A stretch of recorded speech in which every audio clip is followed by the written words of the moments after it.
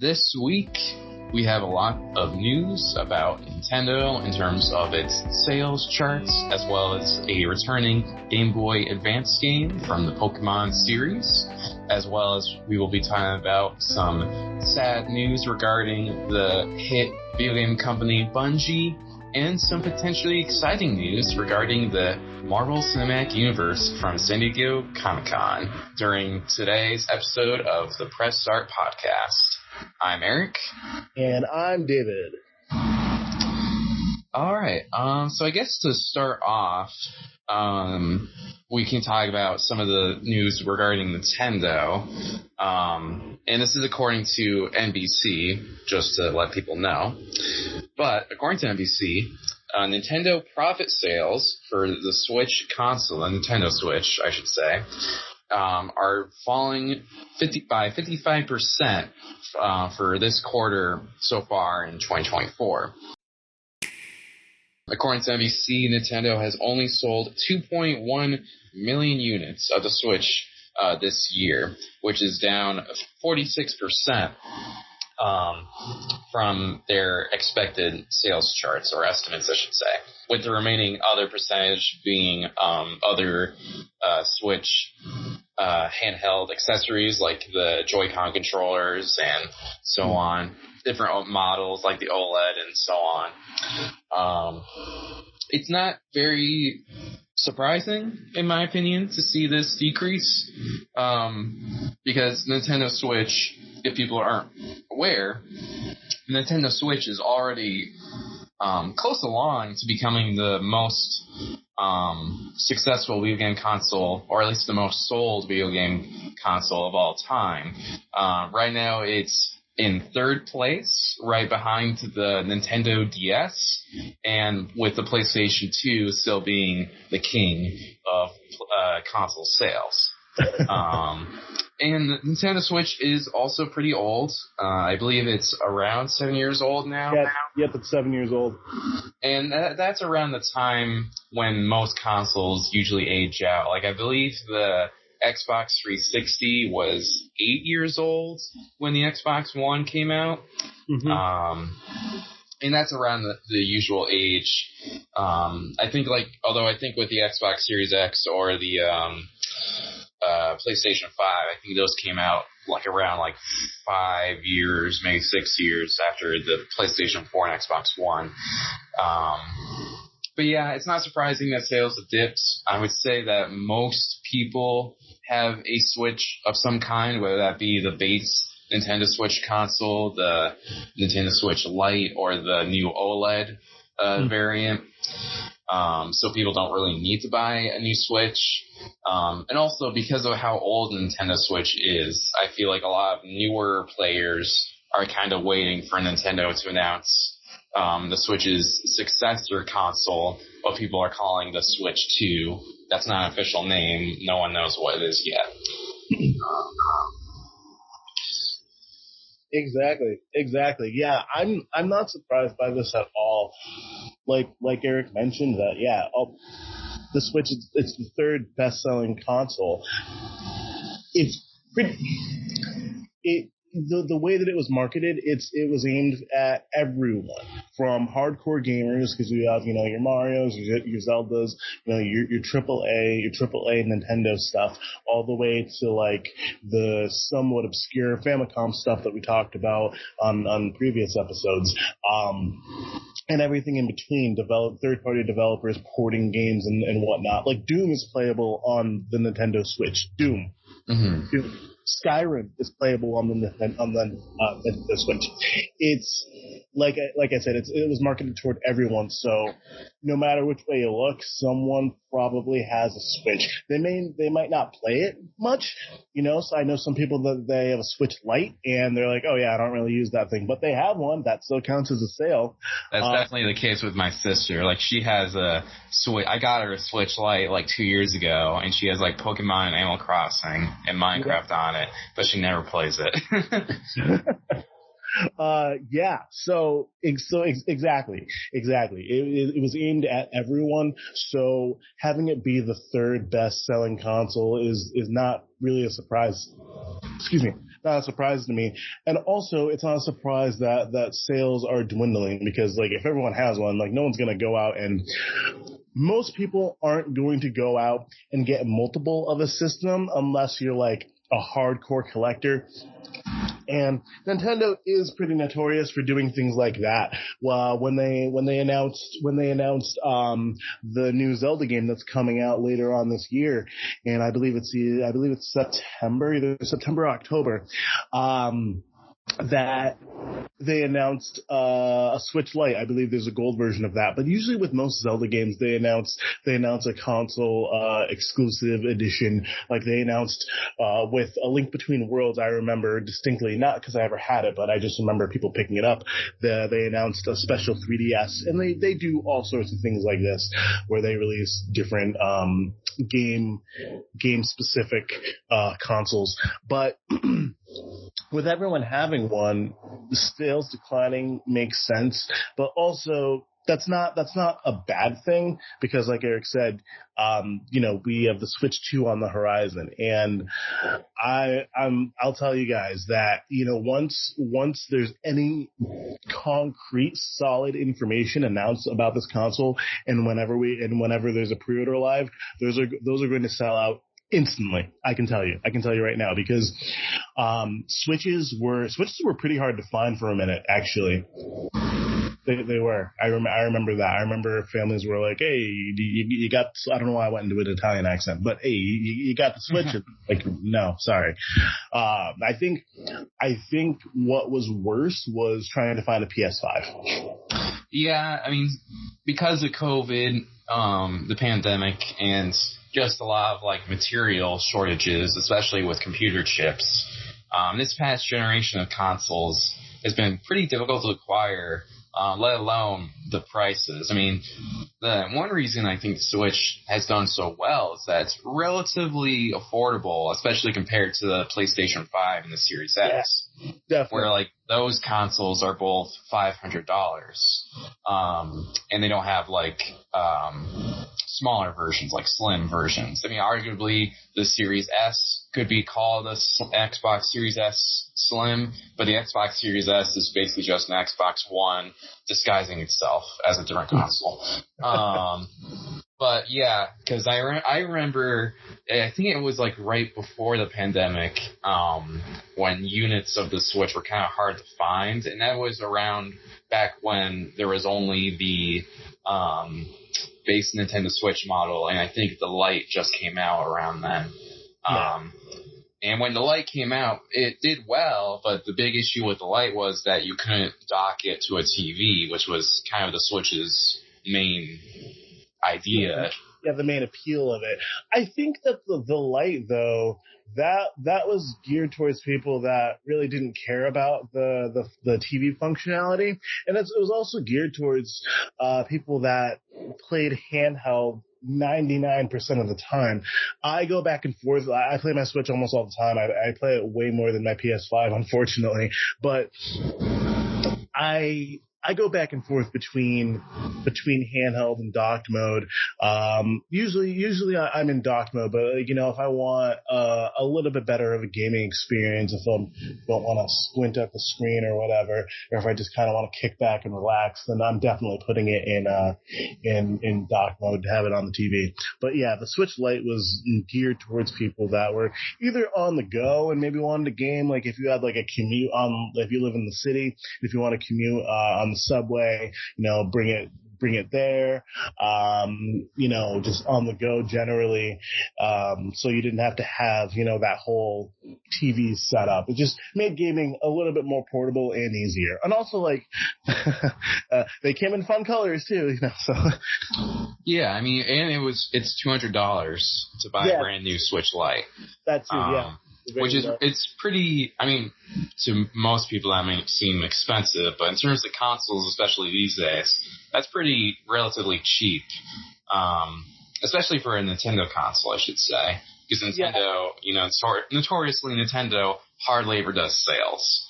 Yeah, no, they don't. They don't. You'll still be paying. It's 2024 now. In 2035, you'll still be paying $60 for Breath of the Wild. Right. Yeah, and that's with the.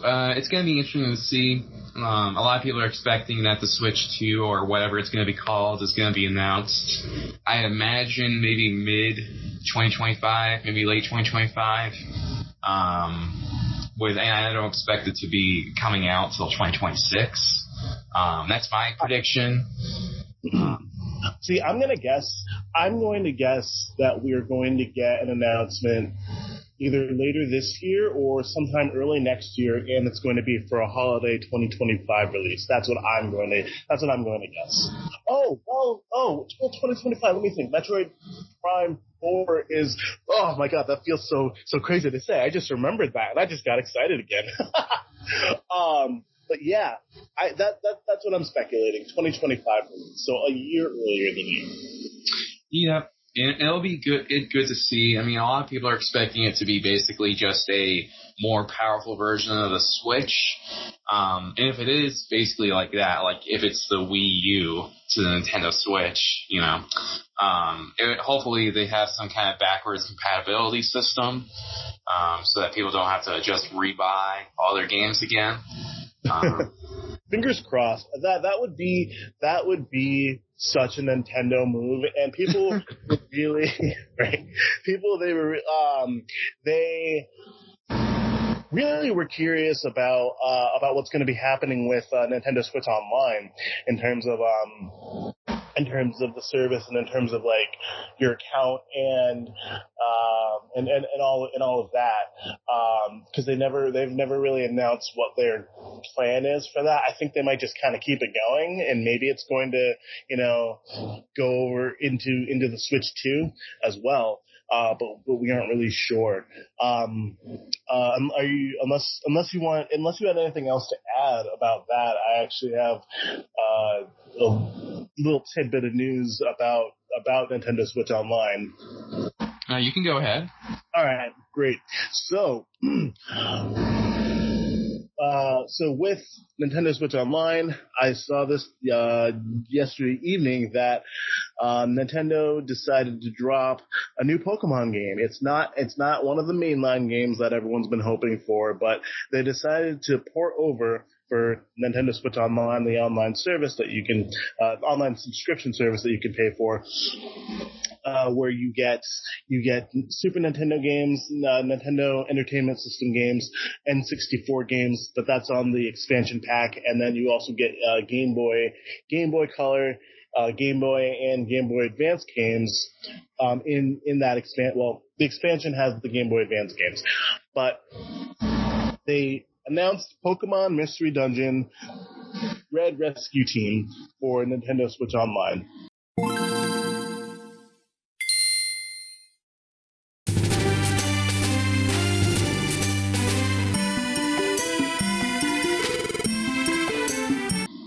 And for those listening, I'm not sure if you play any of the Pokemon side games, the spin-off games, but Pokemon Mystery Dungeon is one of the spin-off games, and people really, really enjoy it. They actually released for the Switch, for the actual physical, Switch, then you can also buy it online too, but Pokemon Mystery Dungeon Rescue Team DX, which is like a redone version for the Switch, but they decided to port the Red Rescue Team, and Red Rescue Team was originally released on the DS and the Game Boy Advance back in 2005, and I believe it's one of those games where you are a Pokemon, and you can kind of go around solving puzzles and whatnot, and keeping in line with the Pokemon theme where they release. I said red, so if you're a Pokemon fan, you know that there's always another color associated. So the other game is blue. It's Blue Rescue Team and then Red Rescue Team. And there's certain Pokemon that are in red. And from what I'm looking at, it's like all the fire Pokemon. So you have So you have Charmander, Torchic, Cyndaquil, and then with Blue Rescue Team, of course, those would be all the water starters. So Squirtle, Mudkip, Totodile, etc. So that is online now on Nintendo Switch Online. Yeah, it's pretty interesting how Nintendo decided to re-release this game now. Because it's been, I think, maybe 1 year or 2 years since the release of the Mystery Dungeon remake on the Nintendo Switch. Mm-hmm. And with that, it's also kind of odd how they didn't re-release its DS counterpart. Like, for some reason, Nintendo just doesn't want to port any DS games to the Switch, even though the Switch can easily handle those kinds of games. Yeah. And it doesn't really make sense, in my opinion, because so many of the DS games, I mean, as we just mentioned before, the DS was the second highest selling console of all time. So a lot of people would have nostalgia for games on that platform.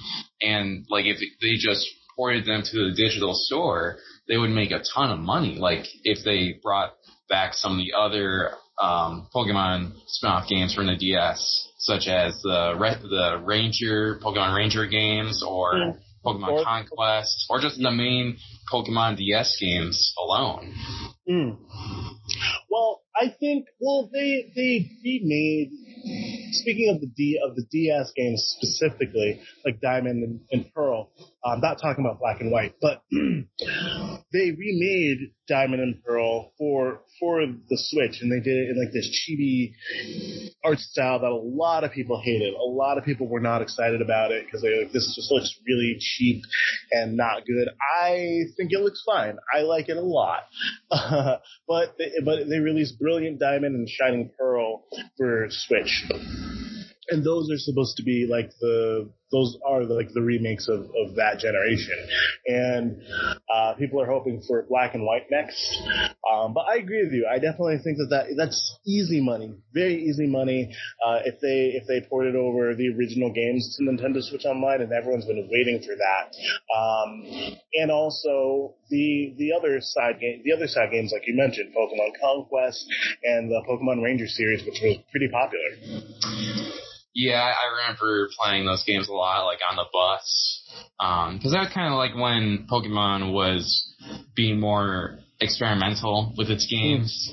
I mean, arguably these days, Pokemon is very, like, kind of restrictive. I mean, sure, there's Pokemon Go, and there's also, like, Pokken Tournament and Let's Go Eevee and everything, but all of those are just basically the same variants of the main Pokemon game, except for Pokken Tournament. That's basically just, like Soul Calibur, the Pokemon. Yeah. But, because, for me, I feel like Nintendo should just kind of make those games readily available, because those games are very hard to find these days, unless you buy, like, reproduced versions. And they just go for so much money. Like, I know Pokemon Conquest, which is basically like kind of like a RTS, but also it's kind of like the original Warcraft games, but in Pokemon, if that makes sense. And that it was the only one of its kind, so that game is very hard to find physically. Yeah. And if you do expect to pay a lot of money, I will tell you right now, I paid. This is embarrassing to admit. I paid. I'm not gonna say a number, but I paid a couple $100 for Pokemon Platinum. Well, I did the same thing. I mean, for me, I think I bought. I had Platinum when I was a kid, and then as an idiot, I sold it to one of my friends. But then, like, later in college, I got nostalgic for it. So I rebought it for like $90 on eBay or something. That's actually a really good deal. See, the one that I got, it was, I want to say it was like maybe not mint condition, but it was complete in box. And for those of you listening, if you're a collector, then you know, or I guess I want to say for those of you who don't know, if you collect old games, well, that's so sad to say Pokemon Platinum is old, but it is now. But if you collect older vintage games or whatever, complete in box means that there's everything in there. So you have the game, of course, you have the manual, you have the cover art, you have the actual box. So the reason I paid so much is because it was complete in box of Pokemon Platinum. So yeah, those games are they get up there, but they get up there for a reason because everyone has a lot of fond nostalgia for them, especially with the way that Pokemon's been going these days with the past few releases. Yeah, I mean, I know the sales for the Pokemon Mystery Dungeon DX weren't that great when it came out, which I think kind of discouraged Nintendo from making remakes of other spin-off titles. Although arguably, in my opinion, Mystery Dungeon wasn't that great of a series.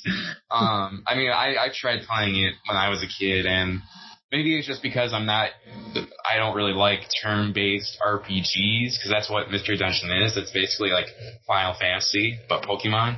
And you play as Pokemon. Usually you're like a kid that just for some reason turned into a Pokemon. They don't really explain it. So I was never really into that because it just felt weird seeing Pokemon talk and everything. Eric, I don't mean to interrupt you. I just opened Facebook and I just saw headlines saying that Game Informer has announced it is shutting down after GameStop reportedly told the publication it was closing immediately.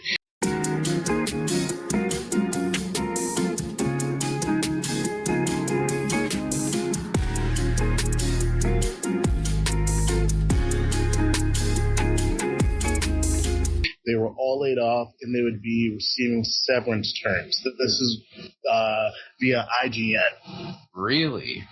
Wow. That's breaking news. That is breaking news. That's pretty crazy. Because for people who don't know that are listening, Game Informer was basically the gaming magazine to learn about gaming news, the developer insights. Like I remember as a kid, back when social media and smartphones were just coming out, I remember like walking around like Big Y or going to like Barnes and Noble and looking in the magazine section and just flipping through Game Informer issues, and just learning about new games that were coming out. And a lot of times these magazines had posters for upcoming games. They might have demos. Yeah. I remember one magazine had a demo for Sonic Unleashed for the 360. And I have a poster that was from one of the magazines of Horizon Zero Dawn, although that was around when Game Informer was becoming more of a digital magazine, less so physical. And that's disappointing to see Game Informer shutting down, but it's also not that surprising given how, every magazine and every print news publication are dying out in terms of sales. I know like online people still read Game Informer digitally, although I guess arguably a lot of that news is kind of being overtaken by other news outlets such as like Game Rant or IGN. Yeah. Wow. I really can't believe that. I don't even know if I used to have a whole bunch of magazines. Actually, I might. Looking at my bookshelf here. No, I don't believe I have any right now. I have an old Pokemon guide and I have a couple other things, but there were, actually, I remember I threw them out because I knew that I wasn't going to read them after many years, but Yeah, there were certain magazines that I saved, and Game Informer was definitely one of them. I remember at various times in my life having a subscription to them, and I'd get home from school or from class when I was in college, and then hey, I got my magazine, and that was like Eric said. Yeah, you found out about all like the new games that we're releasing, developer insights, like he said, different interviews and stuff like that. You got sometimes if there was an interview with a developer, you would hear about a game that they were working on, and then a year or two later, then that game's here, and you're like, this is what I read about. This is what they were talking about. I could actually see and feel a lot of the things when playing the game. Of what they were talking about in that Game Informer interview.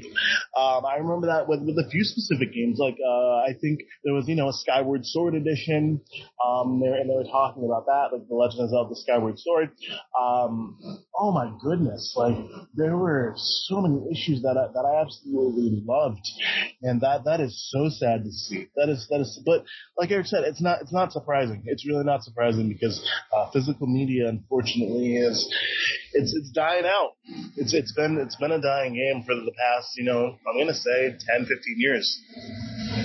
I'm looking over an article posted from Kotaku, which for people who don't know, that's a gaming online news publication.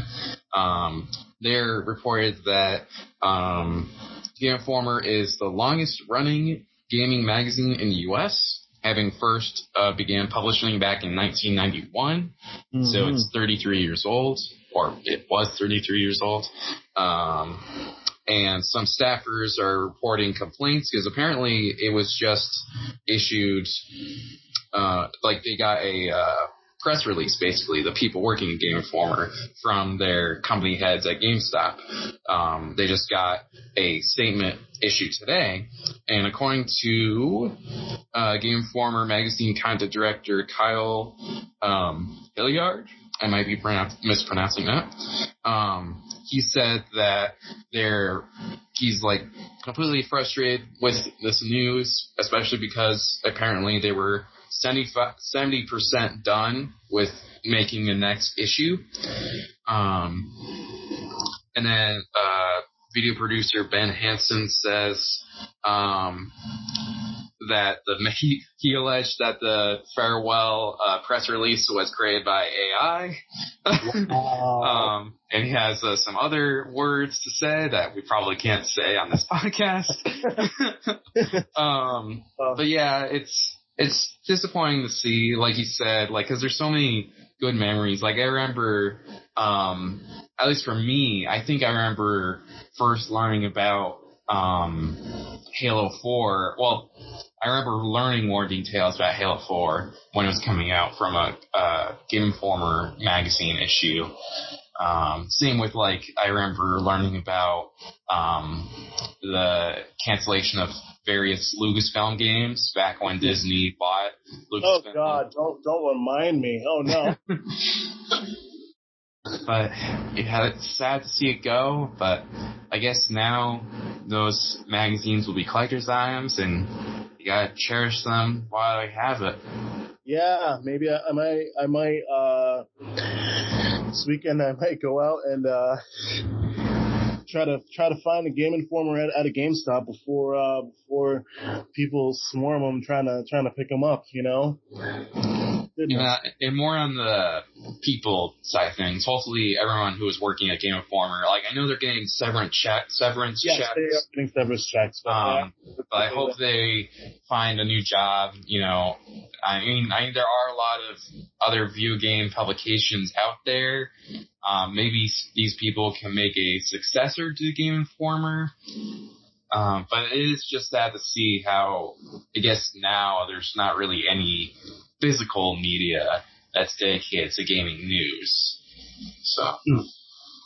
Yeah, our hearts go out to you for those affected by this layoff, and we hope that you land on your feet. Sincerely.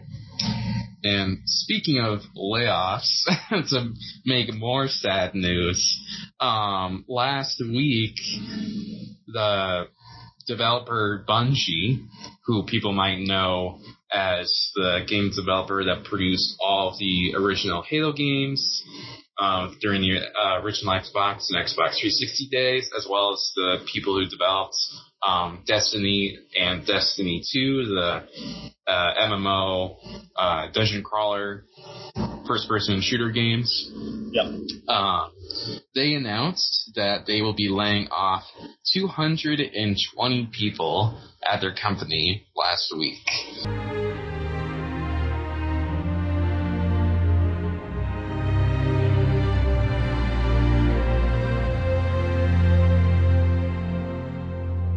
And it's just sad to hear about.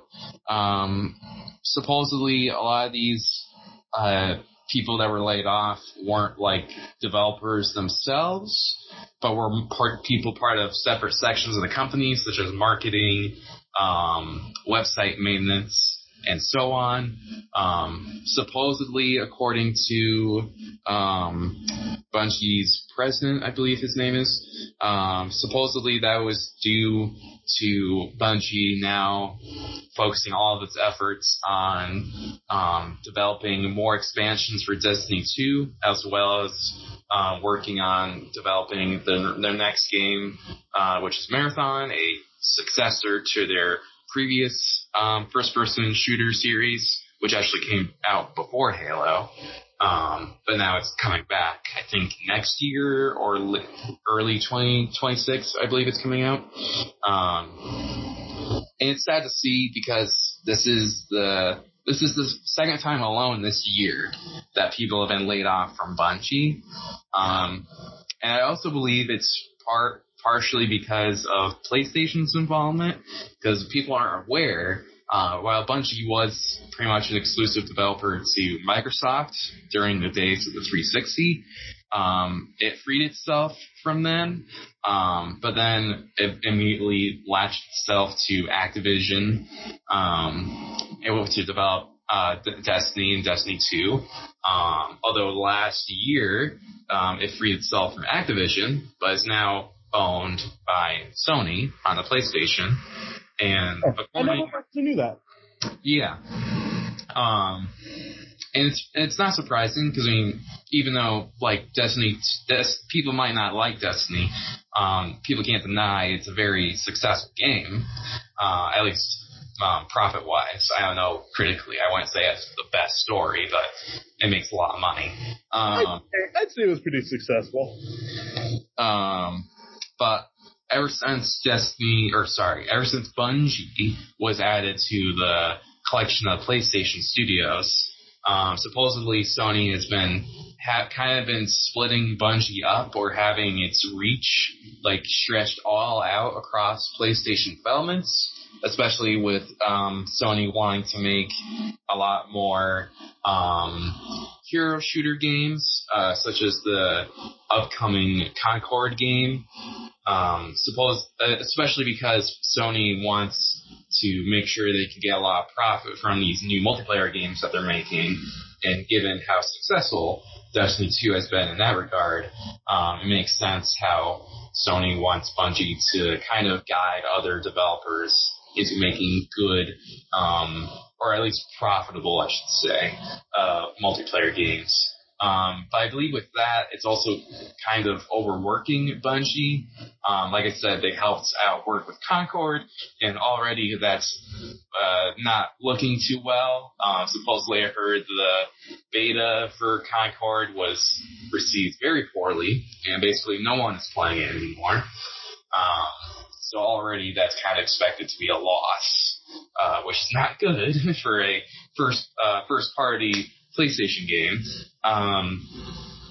But it's just sad to see these people leave, and so it's especially frustrating because their president, I forget his name, I'll look it up really quick, but the president that issued this or announced the layoffs, people were upset because these people are losing these jobs, but then this guy is going out paying like $16 million to buy antique cars. Yeah, that doesn't sit right with me. Like, It's Pete Parsons is his name. Yeah, and I read that when the news was given, he ended up putting his Twitter profile on private so he could kind of shield himself from criticism, which I think is ironic given I looked into it, his bio, it says be brave or be bold or whatever, and it's like that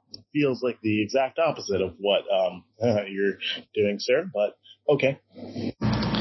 Yeah, I mean, hopefully, a lot of people point to a previous Nintendo president. I forget his name off the top of my head, but like how Nintendo, especially during the 3DS time, they were kind of struggling to support some of their staff, so the president took a pay cut in order for more money to go to other workers. Yes, that man was Satoru Iwata. May he rest in peace because he died a few years ago. But yes, he is the president that took a pay cut. He's also he was the game developer and the CEO of Nintendo, and he's also one of the he's the person that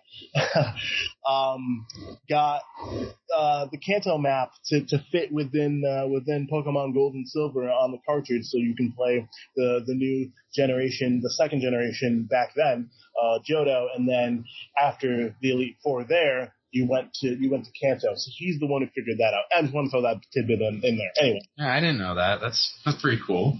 Yeah. But yeah, a lot of people were kind of, because of like that precedent, people were kind of hoping that Parsons would, take a pay cut or at least use some of his money to help these employees.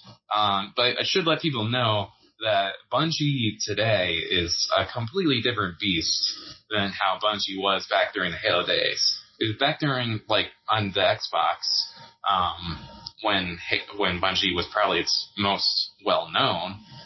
It had a relatively small development team. I believe it only had around, I want to say, less than 100 developers. Maybe less than that. So it was like more of like a family unit, where there was a lot of cooperation and suggestions. Like I know even like the composers like Marty O'Donnell or Michael Salvatore could even help out with writing the game's story, because it was just basically like a bunch of people just wanting to make games. Whereas nowadays, I believe even after these layoffs, they said that there's around 850 people working at Bungie still, which is kind of crazy, but it's not surprising given how large a lot of AAA game developments are these days.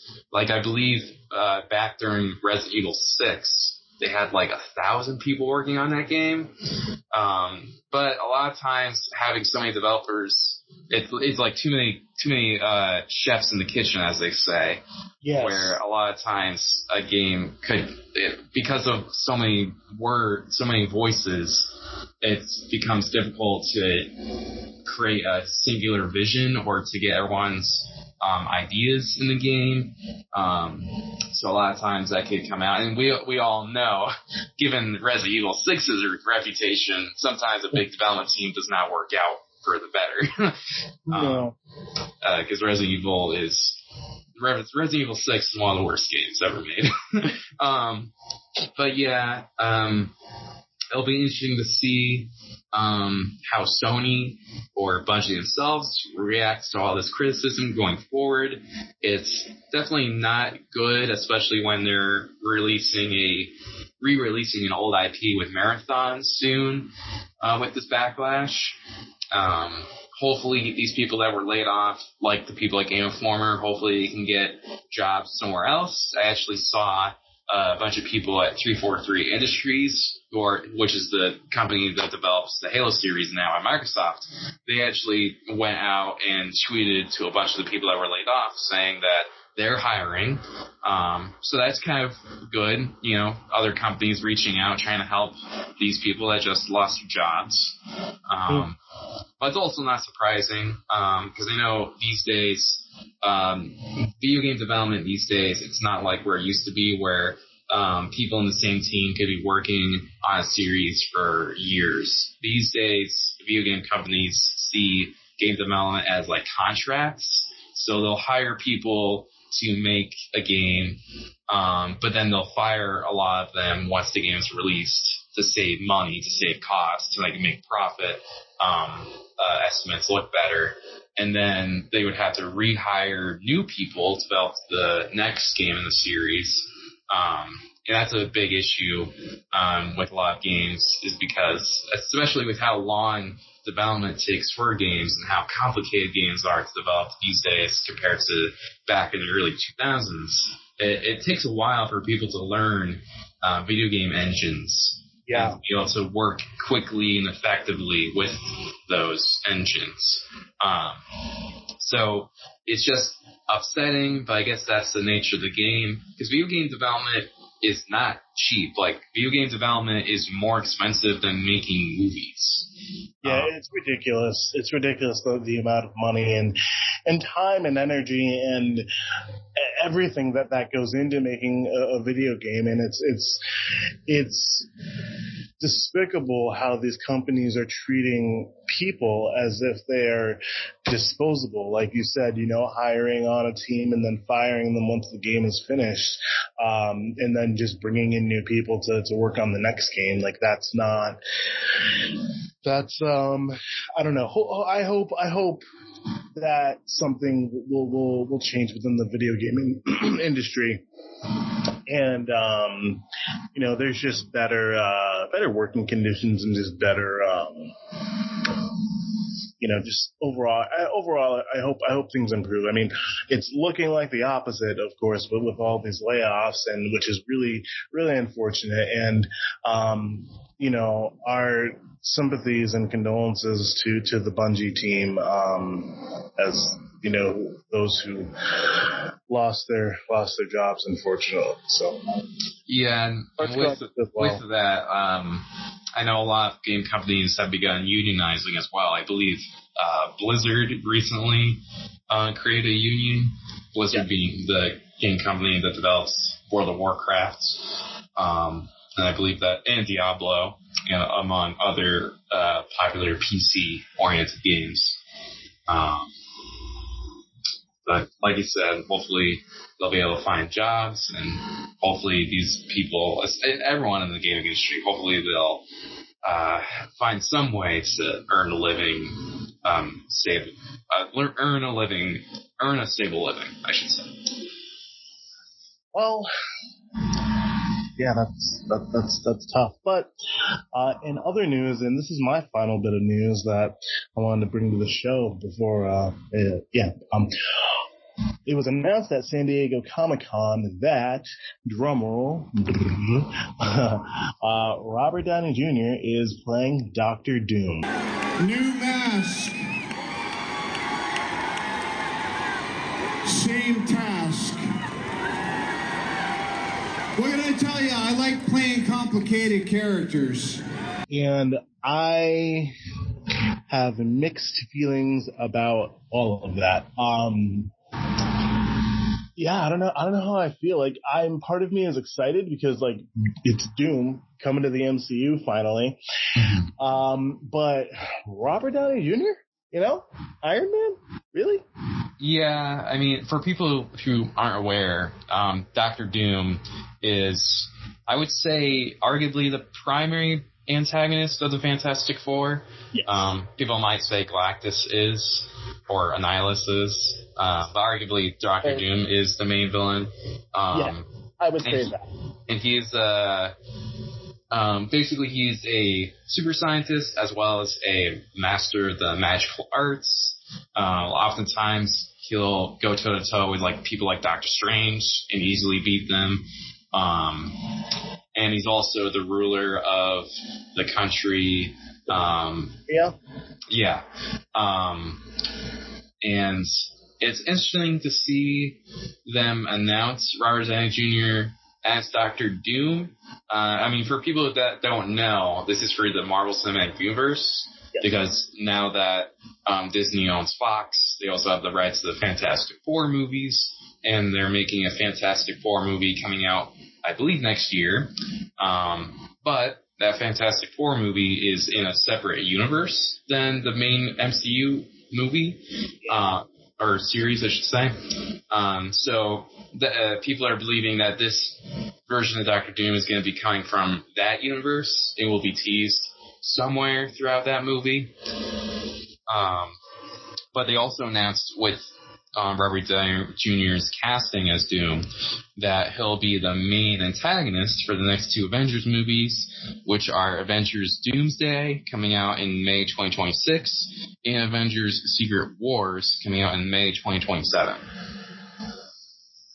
Yeah, I still don't know how I feel about it. There were so many other. I feel like there were so many other wonderful, fantastic choices. For spectacular choices. Yeah, spectacular. Amazing. Amazing. Uncanny choices. Ultimate choices. Yes, for the casting, but part of me feels like this makes sense. The other part of me just, I don't know. I feel like this, granted, comics undercut every big emotional moment that they have by bringing someone back that was previously killed off. Yes. and whatnot, or it was magic. He didn't die. It was magic. I'm not sure, but they undercut a lot of these really big poignant moments and storylines, killing characters, bringing them back, and I suppose that that's maybe what the MCU is starting to do, but Endgame was such a pivotal moment for a lot of people who honestly weren't really interested in superhero movies. I know so many people, love Robert Downey Jr. as Iron Man, and they really connected and resonated with his sacrifice at the end of that movie. And, we were feeling the effects of all of that. So then just to have Robert Downey Jr. cast as Dr. Doom, it just feels like, I don't want to say a slap in the face, because like I said, comic books do this all the time, right? But I feel like it just it makes the moment a little like, okay, I mean, it's just weird because Dr. Doom is not Tony Stark. Definitely. Like Dr. Doom is Victor Von Doom. So it's just, so arguably it can make sense that in a multiverse that there would be people that look like other people. They've already shown that in other MCU movies, such as, trying to think, like in the Doctor Strange Multiverse of Madness. Or even with Spider-Man No Way Home, how like everyone was Peter Parker, but they looked completely different. Right. So, but I think, I don't know. I was kind of like, I was shocked to see that casting, but I had the same reaction as you, where I'm like, but why? Like, I feel like they only brought Robert Downey Jr. back to sort of like revitalize fan engagement in the MCU, especially with all of the controversy with Kang the Conqueror and the actor who played him. Yes, that's kind of what I'm thinking too. And now that I think about it, leading up to this announcement, which I hadn't been following San Diego Comic-Con, but I feel like I'd seen more headlines talking about like Kevin Feige, Guy Fieri,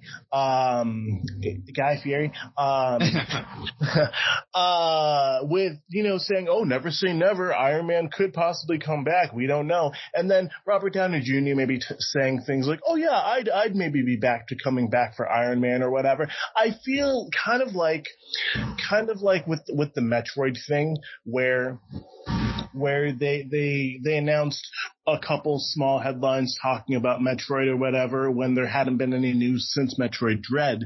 I'm like, oh, well, this feels really innocuous. Like, this feels like kind of like a throwaway thing, but maybe, it's like an Easter egg, like an Easter egg teaser that, there's going to be an announcement about something. You get what I mean? With Robert Downey Jr. saying, hey, I could possibly return for Iron Man, never say never. But no, actually I'm Dr. So I feel like they were kind of winking and hinting that he was going to come back. But like you said, I definitely feel like this is a response, response to, how the whole Kang storyline turned out, or I guess didn't materialize. And, definitely trying to reinvigorate fans on the MCU, because since the end of Endgame, things have just kind of, to me, fallen off the rails. And by that I mean I'm not watching. I watched Scarlet Witch. I watched some of the TV series that were coming out, but then personally, I thought that they were coming out a little too fast, where I didn't have a chance to finish one series before the other one started. I don't watch TV as much as I used to. I don't watch it how I used to in the past, where I would binge, this show. I'm not binging TV shows. I'm watching maybe, if on a good day, or if I get into a groove with TV, yeah, sure, I'm binging maybe a series, but then I'm taking a break and I'm moving on to other things for a while. And it could be months, like 7 months before I return to something. And in that time, I think Disney released like several different series, which from Scarlet Witch to Loki to I almost said Ghost Rider. Moon Knight. Moon Knight. I was like Phantom Knight. No, Moon Knight. She-Hulk. Yep, She-Hulk, which I didn't get to watch. But Hawkeye. Hawkeye. I did watch that. I really Echo. like. Oh yeah, Echo. Yeah. See, all of these things, and then there's a new series of Daredevil coming out. It's like Daredevil Reborn. So like they're just cranking out all this stuff at a breakneck speed that I don't know if the average viewer has time to really see. And like there's all the films, so there's all this different continuity, and then they're like, oh, the multiverse. So it's just kind of becomes such a mess. It is overwhelming. Like for me, I haven't watched a lot of the Marvel stuff either since Endgame. Like I watched WandaVision, I watched Falcon and Winter Soldier, but for a lot of the shows and movies, I haven't really watched them. Mostly because they just don't really seem interesting, or it just feels like they don't really have like they don't really stand on their own. It feels like all these things are just meant to tease the next thing coming out. I agree with that. Where like the MCU, like older MCU movies, you can watch them pretty much standalone. Whereas like, if you want to watch She-Hulk, well, you gotta watch the Hawkeye show to know that the Kingpin is back. Spoilers. Or you gotta watch or if you want to watch Echo, you gotta watch all of the Daredevil shows and Hawkeye and She-Hulk to know everything that's going on with Daredevil, because he also appears in that show. Spoiler alert. Wow. Okay. But it's just like, it just seems like there's so much work, and it's just overwhelming. And not to say that this isn't anything new to comics. I mean, comics are kind of complicated and overwhelming in nature, especially these days. But like with Robert Downey Jr. as Doom, I don't know. I mean, a lot of people are theorizing, especially with him being the new big bad, the new Thanos figure, especially with the next, this fifth Avengers movie being, wait, no, not fifth, the sixth Avengers movie being, Secret Wars. A lot of people think they're going to be adapting, Jonathan Hickman's Secret Wars story, where it had Dr. Doom take the powers of this godlike being called the Beyonder, and where he basically destroyed the multiverse and collapsed it all into one world that was had segments broken off to represent each world in the multiverse. And then after that, he was defeated, and that resulted in the creation of a new universe, or a recreation of the multiverse and all the other universes. So a lot of people think this is going to be a way for them to reboot the MCU in 2027. And with that, maybe bringing back Robert Downey Jr. as Iron Man again, I guess. Although by then he would be pretty old to play a young Tony Stark, so I don't know what they're doing. I mean, look, I guess the last thing that I'll say about it is we're just going to have to wait and see. Robert Downey Jr., obviously, he was a fantastic Iron Man. And I think we're going to have to wait and see. We're fans. God, comic book fans are very judgmental. Of course, because we're protective over the series that we enjoy. But people were very skeptical of Heath Ledger as the Joker, and you can't talk about the Joker without mentioning Heath Ledger. Now, people were incredibly skeptical of Robert Pattinson being cast as Batman. Robert Pattinson, the Twilight boy, being cast as Batman. And people were skeptical of Robert Downey Jr. playing Iron Man. Playing Iron Man, that's true. But now I'm going to say, like I've mentioned it on this podcast, to me, Robert Pattinson is one of my favorite Batman. He's one of my favorite portrayals of Batman. And honestly, truthfully, I would say I think Robert Pattinson is a fantastic, phenomenal actor. He gives the Twilight. He doesn't really like the Twilight films, and honestly, he has incredible range. Anyway, I don't want this to turn into like a, we love Robert Pattinson. Yeah, exactly. Yeah, and now I think it's Robert Downey Jr.'s turn to step up to the plate. My only thing is that I want him to keep the mask on. I don't want him to take the mask off. Oh, yeah. It's Doom. You got to keep the mask on. You got to. And if he does take the mask off, he has to have his face messed up.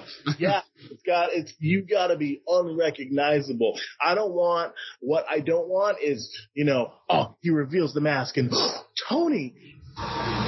Well, that's what a lot of people are expecting, especially with Tom Holland's Spider-Man. People are expecting them to, run into Dr. Doom and be like, oh, it's Tony, but then Dr. Doom, kills someone, and he's like, oh, what the heck, or something, Although Tony Stark killed people all the time, so I don't think he should be that too surprised. Because, the MCU, the superheroes, especially compared to DC, those guys kill, hundreds of people.